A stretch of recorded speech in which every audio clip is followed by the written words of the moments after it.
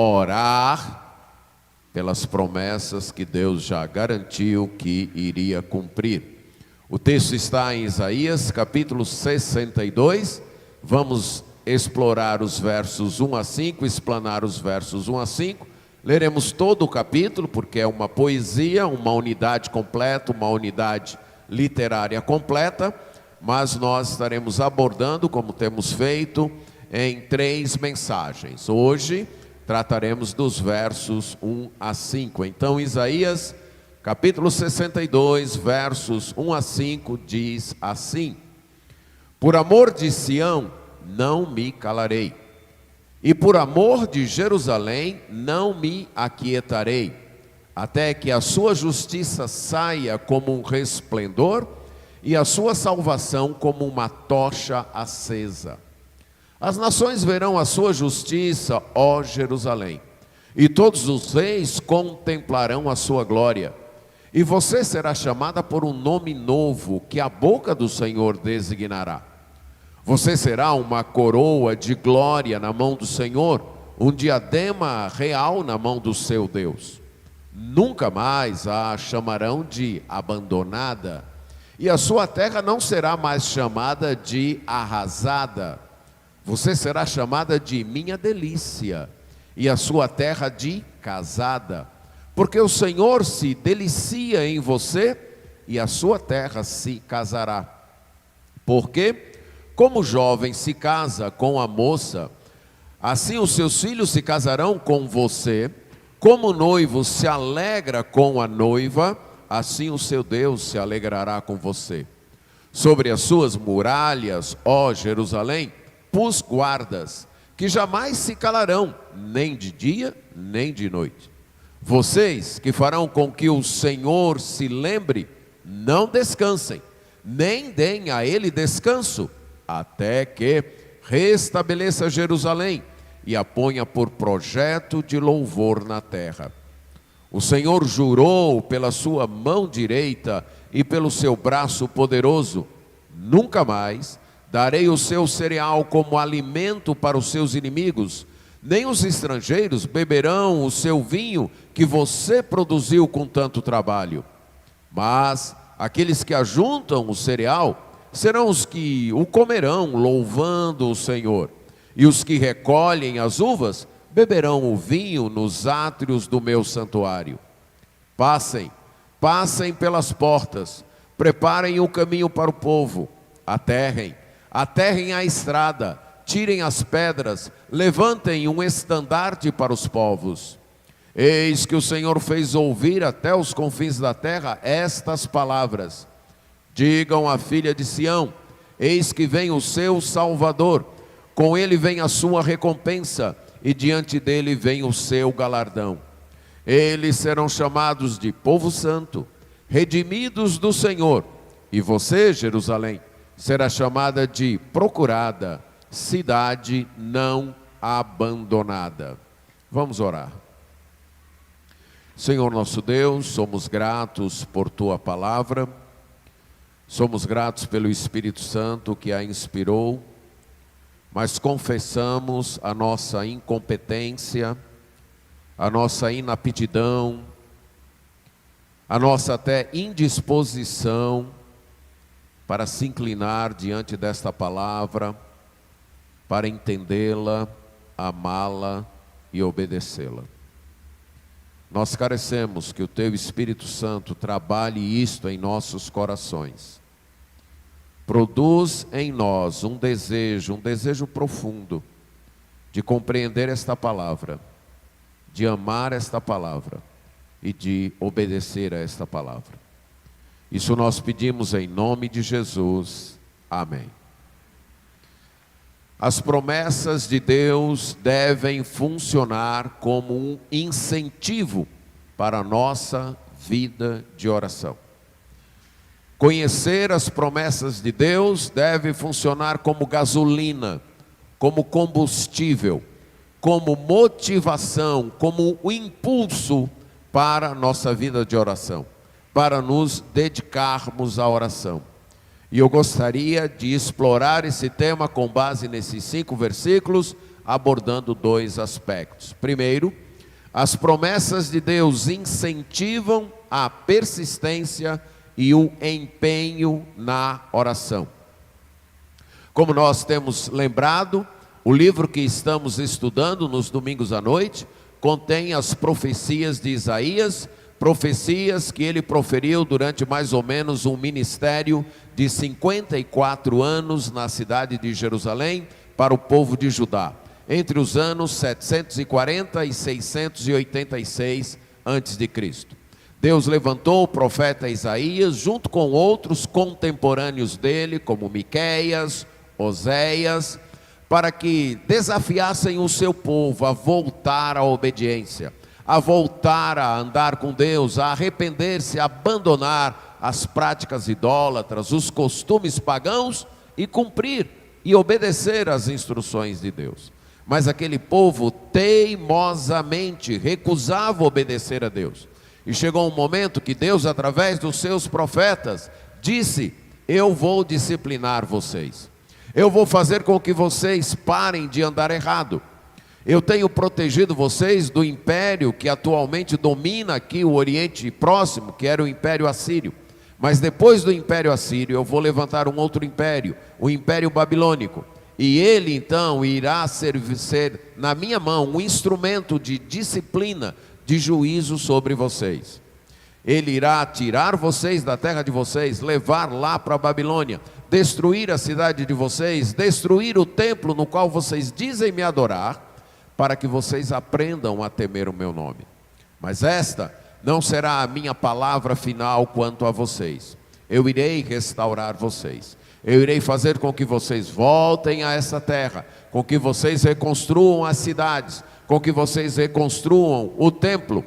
Mas além disso, um dia eu vou fazer uma restauração final, não apenas para vocês judeus, não apenas para a cidade de Jerusalém, mas para toda a minha criação.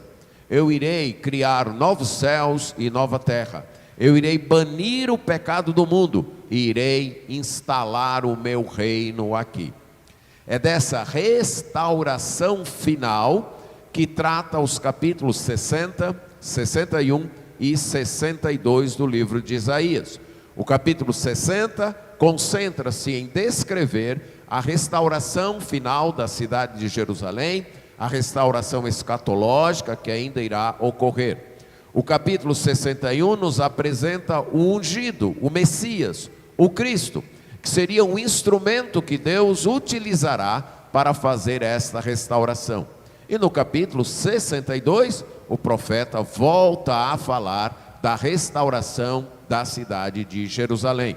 O capítulo 62, como eu disse, e como boa parte dos livros proféticos na Bíblia, foram escritos numa linguagem poética, uma linguagem de música. E essa daqui é uma poesia, que nós temos 3 estrofes nesta poesia, versos 1 a 5, 6 a 9 e 10 a 12. E aqui o profeta começa fazendo uma declaração. Ele apresenta a razão da declaração e a declaração, a sua decisão. A razão é por amor de Sião. Sião era um outro nome dado à cidade de Jerusalém. Então, por amor de Sião, por amor de Jerusalém, ele diz: o meu zelo, o meu amor que é voltado para esse povo, é voltado para esta cidade, esse zelo, esse amor me impulsiona a tomar uma decisão. E qual é a decisão? Eu não vou me calar, eu não vou me aquietar, eu não vou ficar parado. Eu vou continuar falando, eu vou continuar clamando, eu vou continuar buscando a Deus. A ideia de não parar de clamar vai ser repetida aí nos versos 6 e 7, que é a ideia de alguém que está pedindo, que está clamando a Deus. Eu não vou me calar, eu não vou me calar diante de Deus, eu não vou parar de orar, eu não vou parar de interceder, eu não vou parar de pedir, eu vou continuar buscando a Deus. E também eu não vou me aquietar, no sentido de que eu não vou parar de me esforçar por fazer aquilo que devo fazer, enquanto espero Deus cumprir o que Ele prometeu. E essa decisão vai durar até quando? Até que a sua justiça, isto é, a justiça de Jerusalém, saia como um resplendor. A palavra resplendor era utilizada para falar do nascer do sol, da aurora. Então, até que, como o sol surge e sai cada manhã, até que a sua justiça brilhe como um sol que está nascendo, até que a sua salvação surja como uma tocha acesa num dia de escuridão, como uma lâmpada que brilha no momento escuro. Então, até que isso aconteça, eu não vou parar de orar, eu não vou me calar, eu não vou parar de me esforçar. O profeta já tinha anunciado várias vezes, desde o capítulo 2 do seu livro, que Deus um dia iria restaurar Jerusalém, ou vai restaurar Jerusalém como capital do seu reino, que Deus iria restaurar aquele povo. No próprio capítulo 60, para nós ficarmos mais próximos, é dito que Deus iria fazer isso. Capítulo 60, versos 1 a 3, Deus anuncia: Jerusalém, você vai brilhar. No mundo escuro, no mundo cheio de trevas, você será uma luz, porque a glória do Senhor vai raiar através de vocês. Nos versos 4 a 7, ele diz: olha, os seus filhos, os seus descendentes, que estão espalhados em todo o mundo, eles vão retornar. E você vai recebê-los com alegria, você vai ficar alegre, o seu coração vai acelerar de emoção, vai ficar agitado de emoção. No versículo 15 ele diz: você, que era uma cidade abandonada, uma cidade odiada, mas eu vou fazer de você uma glória eterna, uma alegria constante, uma alegria de geração em geração. E nos versos 19 a 22 ele fala da restauração da justiça. Os seus habitantes serão todos justos, a justiça será restaurada em você. Então Deus já havia prometido isso, Deus já havia garantido. No capítulo 61, o Messias diz que ele vai fazer isso, o ungido do Senhor vai fazer isso. E exatamente porque foi dito que o Senhor faria isso, o profeta diz: então eu não vou me calar, eu vou continuar pedindo, eu vou continuar clamando. As promessas de Deus devem funcionar como impulso para a nossa vida de oração. Deixe-me dar uma ilustração.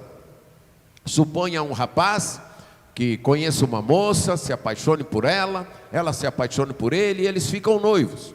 Mas aí esse rapaz precisa se ausentar daquele lugar, ir para outro lugar. Mas ele diz para ela: eu estou noivo com você e eu vou voltar para casar com você. Aquela moça acredita no rapaz, confia no rapaz, mas isso não impede que ela escreva para ele e diga: volte logo, eu estou com muita saudade, eu quero que você volte logo, eu quero casar logo com você. Nem impede que ela prepare o seu enxoval. A certeza de que o rapaz vai voltar faz com que ela se prepare, que ela se empenhe, que ela espere essa volta, que ela anseie que essa volta se dê o mais rápido possível. Essa é a ideia da Bíblia. Por exemplo, Jesus disse que vai voltar. Nós não sabemos o dia. Mas como é que nós esperamos essa volta? Em primeiro lugar, nós devemos orar para que ele volte o mais breve possível. Aí você diz: não, mas ele já tem o dia marcado e ele não vai mudar. De fato não vai. Mas a Bíblia manda que a gente ore e diga Maranata, que quer dizer o quê? Ora vem, Senhor Jesus. Que a gente clame. Não só que clame, mas que se prepare. Que viva como a noiva que está esperando o noivo chegar e viva. Ela não vai deixar para preparar um enxoval no dia que o homem chegar. Ela está preparando. É assim que a gente vive. Aí você diz: mas isso não muda a data da volta de Cristo. Não, mas indica o anseio do meu coração. Quando nós vivemos aqui e nós dizemos que acreditamos que Jesus vai voltar, mas a gente não faz uma oração pedindo para que ele volte. Sabe o que eu estou dizendo? Que eu estou muito satisfeito com isso aqui. Eu estou muito contente com esse mundo do jeito que ele está. Eu não quero ir para o céu, não. Se eu pudesse passar aqui o resto da minha vida do jeito que está, eu passaria. Isso é uma manifestação de amor pela presença de Cristo? Quando eu confesso que sou crente em Cristo e que creio que Ele vai voltar, mas vivo uma vida puramente preocupada com as coisas daqui, em nenhum momento eu manifesto um anseio, um desejo de estar com Ele, que Ele volte. Eu quero mesmo que Ele volte. Eu creio mesmo que Ele vai voltar. Talvez a gente só cante isso da boca para fora. A gente só confesse isso numa declaração doutrinária. Mas o nosso coração está longe disso. As promessas de Deus devem ser incentivos para a nossa oração, por clamar que Jesus Cristo volte, por expressar nossa saudade dEle, nosso desejo que Ele se faça presente e que nós queremos a Sua presença conosco. Quero ainda dar outros 3 exemplos da Bíblia de que as promessas de Deus devem nos levar à oração, nos impulsionar à oração. O primeiro dele é de Jacó, que aparece lá no livro de Gênesis, no capítulo 32. Gênesis capítulo 32, a partir do verso 9, aqui nesse momento da vida de Jacó, ele está voltando da casa de seu sogro, onde ele tinha passado mais de 20 anos. Vocês lembram que Jacó era filho de? O apagão também atingiu a mente de vocês, foi isso? Era filho de Isaac e tinha um irmão chamado Esaú. Aí ele, ajudado pela mãe, enganou o irmão, ficou com a bênção que era para o irmão e teve que fugir. E aí ele passou mais de 20 anos, como eu já disse, na casa do sogro, certo? Cuidando do rebanho do sogro. Pensa numa coisa boa, que era cuidar do rebanho do sogro, certo? E aí, na volta, ele ouve a notícia: olha, teu irmão Esaú vem aí com uma tropa de 400 homens. Aí as pernas bambearam. Rapaz, eu pensei que 20 anos era o suficiente para um homem esquecer, mas ele não esqueceu. Ele está vindo aí ao meu encontro com uma tropa de 400 homens. E aí ele faz a seguinte oração.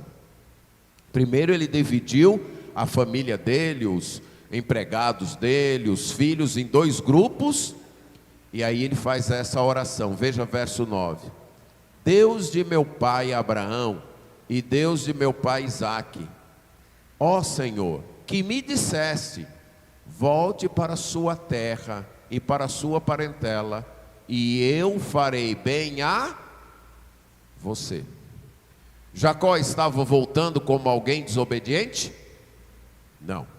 Ele estava voltando porque Deus tinha dado uma ordem, volte, e feito uma promessa. Qual foi a promessa? Eu vou cuidar de você. Pode voltar que eu vou fazer o bem a você. Ele acreditou na promessa? Tanto acreditou que está voltando. E agora, diante do perigo, o que ele faz? Abre o peito e diz: Deus mandou. Esaú pode vir com 4.000 homens, que eu não estou nem aí. Eu estou obedecendo a Deus. Deus mandou eu voltar e Deus prometeu me proteger. É assim que ele age? Não. Ele se coloca diante de Deus e diz: ó Senhor, eu estou voltando porque o Senhor mandou. O Senhor prometeu que ia fazer bem, que ia me fazer bem, que iria cuidar de mim. E ele continua a sua oração dizendo: Senhor, eu sou indigno de tudo que o Senhor fez por mim. Quando eu fugi da casa do meu pai, que eu atravessei esse rio Jordão, eu só tinha um cajado na mão, era a única coisa que eu tinha. E agora eu estou voltando, eu já sou 2 grupos, eu já tive que dividir aqui em 2 grupos: rebanho, boi, ovelha, empregados, família. Tudo isso o Senhor me deu. E agora eu tenho esse perigo. E eu ainda dependo do Senhor. Ele tinha a promessa. E porque tinha a promessa, orou. Tomou as devidas providências e orou. As promessas de Deus devem funcionar como incentivo para a nossa oração. Segundo exemplo é com o rei Davi, em 2 Samuel capítulo 7. O contexto ali é daquele momento em que o rei Davi decide fazer um templo para Deus, construir uma casa para receber a arca do Senhor. Aí ele chama o profeta Natã, que era o seu conselheiro, e diz: olha, eu vou fazer uma casa para Deus, porque não é justo que eu more num palácio feito de pedras, revestido de madeira bonita, revestido de cedros, e a arca do Senhor está aí numa barraca. Isso não é justo, então eu vou fazer um templo para Deus. Aí o profeta Natã diz: pode fazer. Só que aí o profeta Natã vai para casa e Deus diz: profeta Natã, volta lá e diz para Davi que ele não tem que fazer casa nenhuma para mim. Eu é que vou fazer uma casa para ele. Só que a casa que eu vou fazer para ele é uma descendência, uma família, uma dinastia.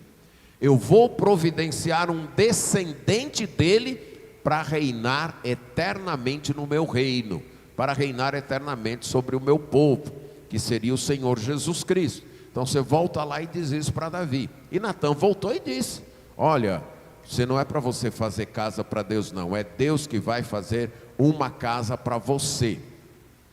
E Deus vai fazer para você, vai dar para você um descendente que vai reinar eternamente no reino de Deus. O que Davi faz quando ele recebe esta promessa de Deus? Verso 18 de 2 Samuel 7, verso 18. Então o rei Davi se pôs diante do Senhor e disse: quem sou eu, Senhor Deus? E qual é a minha casa para que me tenhas trazido até aqui? E como se isso ainda fosse pouco aos teus olhos, Senhor Deus, também falaste a respeito da casa de teu servo para tempos distantes. E isso é instrução para toda a humanidade. Ó Senhor Deus, Senhor, o Senhor já me fazer rei de Israel, já foi uma coisa assim muito além do que eu pensava. Mas além disso, o Senhor prometeu, para tempos ainda futuro, que um descendente meu vai reinar para sempre no teu reino, e isso sobre toda a humanidade. Que coisa fantástica. E aí ele continua orando, e no verso 25 ele diz: e agora, Senhor Deus, quanto a esta palavra que disseste a respeito de teu servo e a respeito da sua casa, confirma-a para sempre e faze como falaste. O Senhor prometeu. Eu estou aqui de boca aberta, sem saber o que dizer, porque o Senhor prometeu. E sabe o que eu peço? Que o Senhor faça o que o Senhor prometeu. A promessa funcionou como impulso, incentivo para a oração, e não para a passividade, e sim para orar, pedindo que Deus cumprisse o que havia prometido. Terceiro exemplo, Daniel capítulo 9. Daniel foi um profeta que viveu depois de Isaías, já na época do exílio babilônico, e no capítulo 9 ele já está bem idoso, já no final de seu ministério profético, mas aí ele está lendo a Bíblia, ele está lendo as profecias de Jeremias, do profeta Jeremias. Jeremias ficou entre Isaías e Daniel, e ele está lendo as profecias de Jeremias, e lendo as profecias de Jeremias, ele viu que Deus tinha dito que o cativeiro, o exílio ia durar 70 anos. Aí ele leu isso e falou: peraí, se vai durar 70 anos, e o exílio começou tal ano, então o exílio já está acabando. Deus disse que vai durar 70 anos, então já está acabando, já está perto então de nós voltarmos para a nossa terra. E quando ele descobre isso, o que ele faz? Daniel 9:3. Voltei o rosto ao Senhor Deus, para o buscar com oração e súplicas, com jejum, vestido de pano de saco e sentado em cinza. Então a reação de Daniel: não, já está acabando, já acaba. Daqui a pouco a gente volta todo mundo de novo para nossa terra. Vamos sentar aqui e só esperar o dia. Foi essa a reação? Não. Está acabando. E por isso eu devo orar. Eu devo manifestar arrependimento. A ideia aí de jejum e de vestir pano de saco é manifestação de tristeza. Eu vou deixar de lado a alimentação, eu vou tirar a roupa agradável, vou vestir uma roupa desagradável, uma roupa feia. Eu vou deixar de usar o azeite que é para me ungir, para enfeitar meus cabelos, enfeitar o meu rosto. Eu vou me assentar em cinza e buscar o Senhor, manifestar meu anseio para que Deus cumpra o que Ele prometeu. As promessas de Deus devem ser incentivos para a nossa vida de oração. Diante daquelas promessas que Deus nos faz na sua palavra, nós devemos ser impulsionados para orar e pedir que Deus cumpra aquilo que Ele prometeu. O segundo aspecto é, da mesma maneira que as promessas nos impulsionam à oração, a oração nos relembram as promessas de Deus.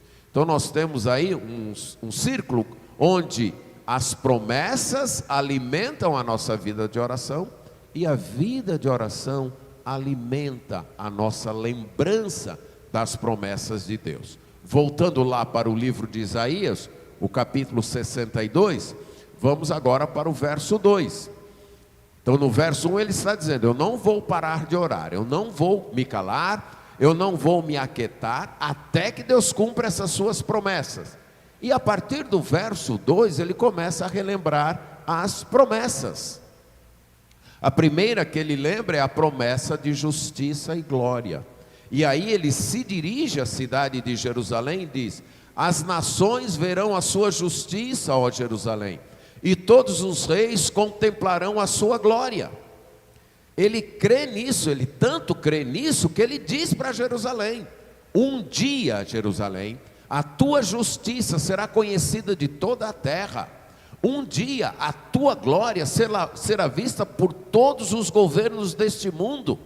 Um dia você vai ser vista e valorizada por aquilo que Deus vai fazer com você.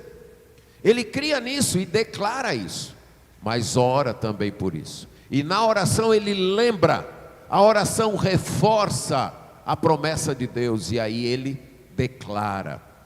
Isso é algo que nós devemos trazer para a nossa vida. Antes de falar as promessas de Deus às pessoas, nós devemos clamar para que Deus cumpra estas promessas. Nós só conseguimos falar bem às pessoas aquilo que Deus tem falado quando nós já falamos com o próprio Deus, quando nós já nos curvamos diante de Deus em oração e clamamos a Ele e confirmamos então que Ele cumpra estas promessas. E é isso que Isaías fez. Falou com Deus e agora fala com as pessoas e diz: ó Jerusalém, não fique desanimada, não fique frustrada, não se conforme ao seu estado de agora, porque um dia a tua justiça vai ser conhecida de todo o mundo.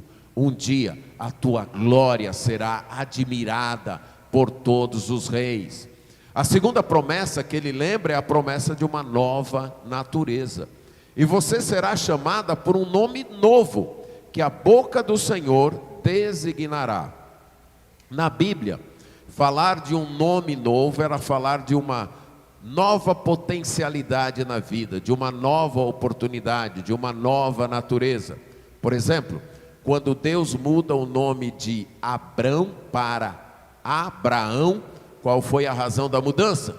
Você será agora pai de muitas nações. Você vai ter um novo potencial, uma nova missão, um novo serviço para você.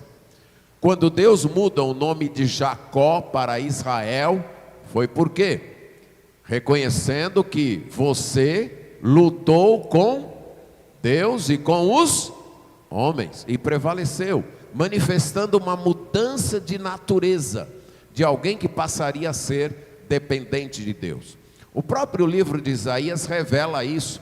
Se você lembra as pregações no capítulo 7, capítulo 8, capítulo 9, qual a razão dos filhos de Isaías ter certos nomes? O resto voltará e coisas assim. Qual a razão disso? Para manifestar o que Deus iria fazer. E aí quando Deus anuncia, ou quando Isaías diz para Jerusalém que ele vai dar um novo nome, isso é, ele vai dar para você uma nova natureza. Ele vai mudar o seu coração. Ele vai fazer de você, Jerusalém, uma nova pessoa. Vai te dar um novo potencial, uma nova missão. A promessa feita à cidade de Jerusalém também foi feita à igreja do Senhor Jesus Cristo, também foi feita a nós. Lá em Apocalipse capítulo 2 e capítulo 3, é dito que nós receberemos um novo nome. E o que isso significa? A partir do momento que nós entregamos nossa vida a Cristo, nós recebemos uma nova natureza, um novo coração. Mas nós não recebemos isso completo ainda. Nós temos uma nova natureza, mas essa nova natureza ainda convive com uma natureza pecaminosa, ainda convive no mundo pecaminoso. E aí o que a gente descobre? Que a gente ainda se ira, que a gente ainda briga, que a gente muitas vezes ainda tem ressentimentos, que a gente faz coisas que não devia fazer. E quem tem a nova natureza não vai se sentir bem com isso, vai se sentir muito mal com isso, e vai ansiar pelo dia quando essa briga acabar, quando só a nova natureza dominar. Quando nós estivermos com Cristo, vamos receber esse novo nome, seremos novas pessoas, a nova natureza vai nos dominar. O mal nunca mais voltará a dominar nossas mentes e nossos corações.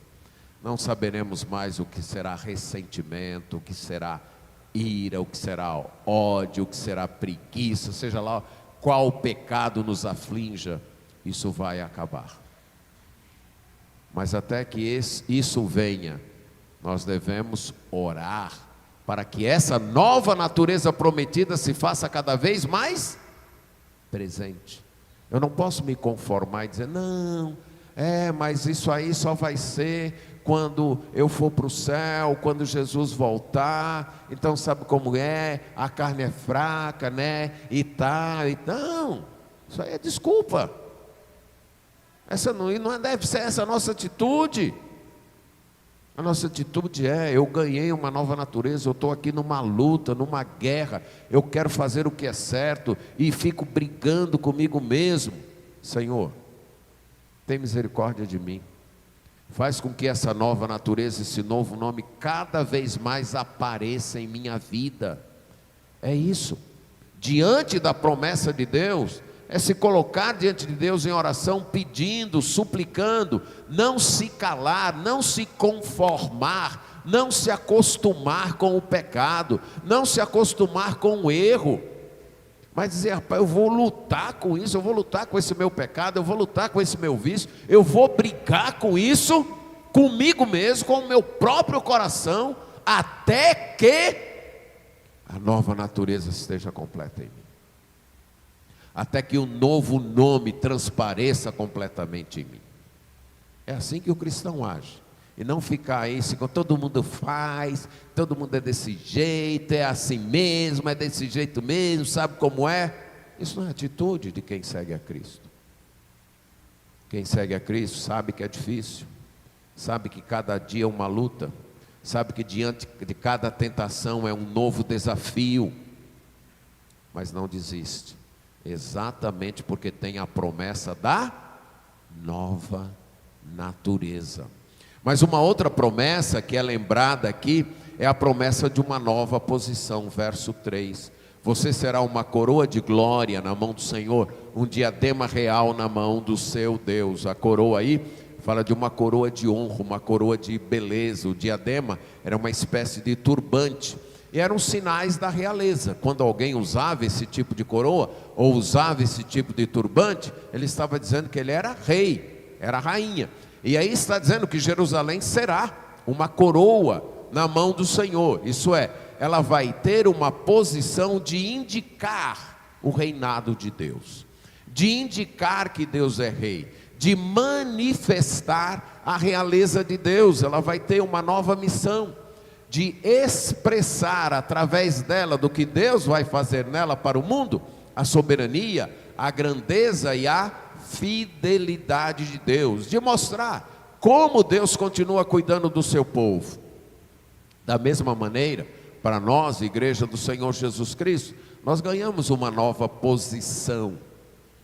Nós somos filhos de Deus agora, somos herdeiros de Deus juntamente com Cristo.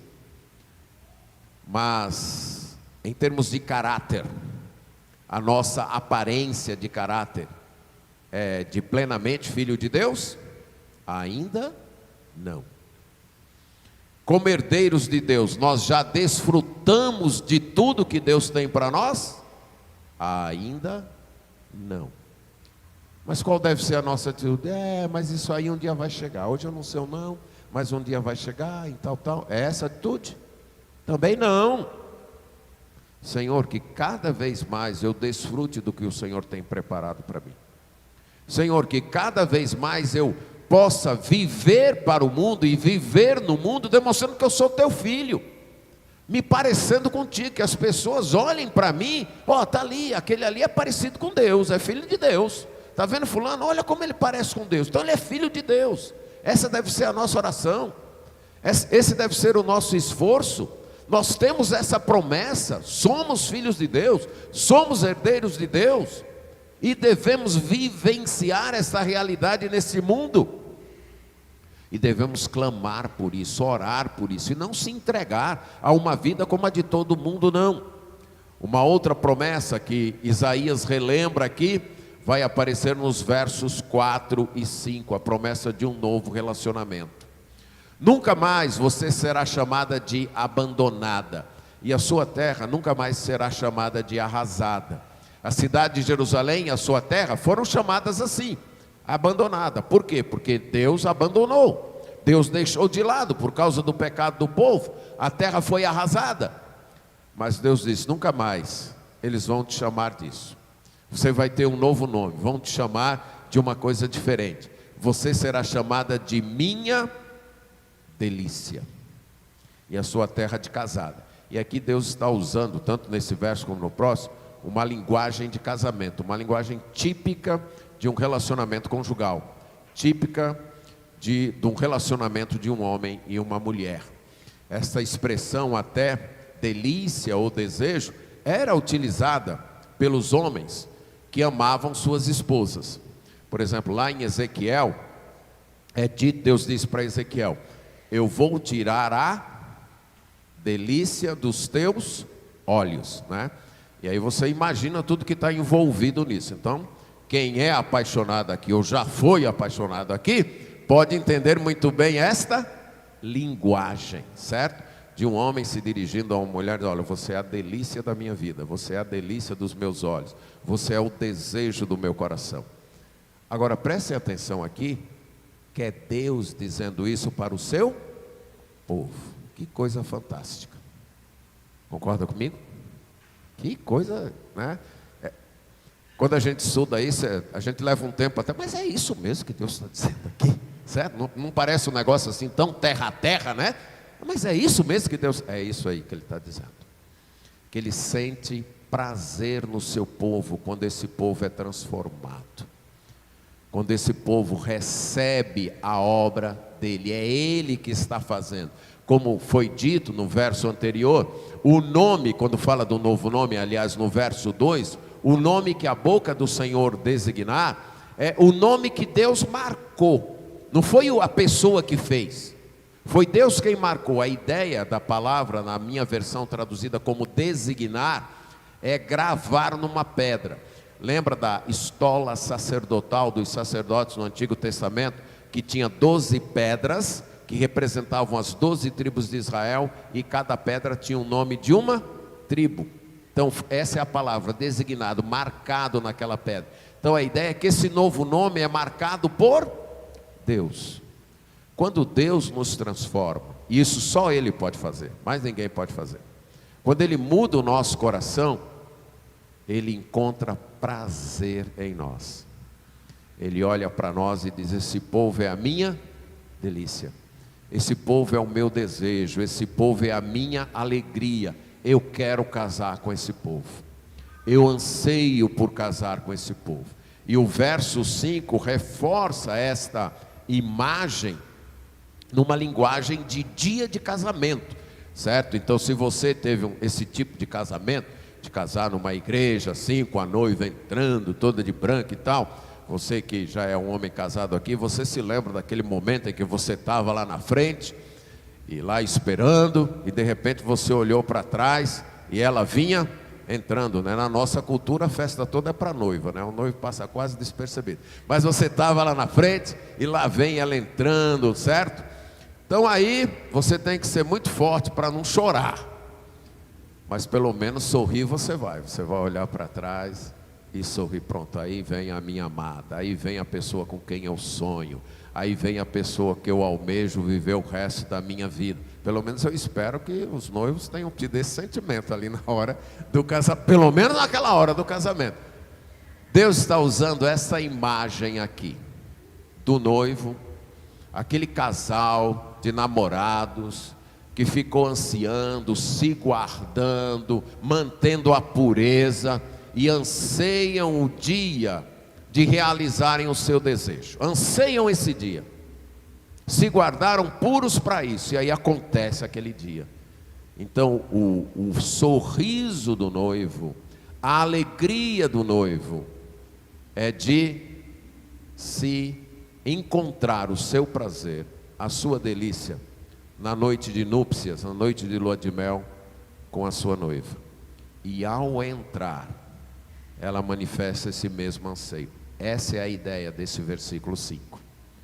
Deus comparando a um casal, no dia do casamento, se encontrando e pretendendo então, depois daquele casamento, realizar todo o desejo e alegria do seu coração com a sua noite de núpcias. Só que Deus está aplicando isso a quem? A Ele mesmo. Deus está dizendo: eu sou como esse noivo, como esse rapaz. Não espero o dia de me encontrar com vocês, de estreitar esse nosso relacionamento, da gente viver junto para sempre. E se você segue a Cristo, você vai casar, quer queira, quer não.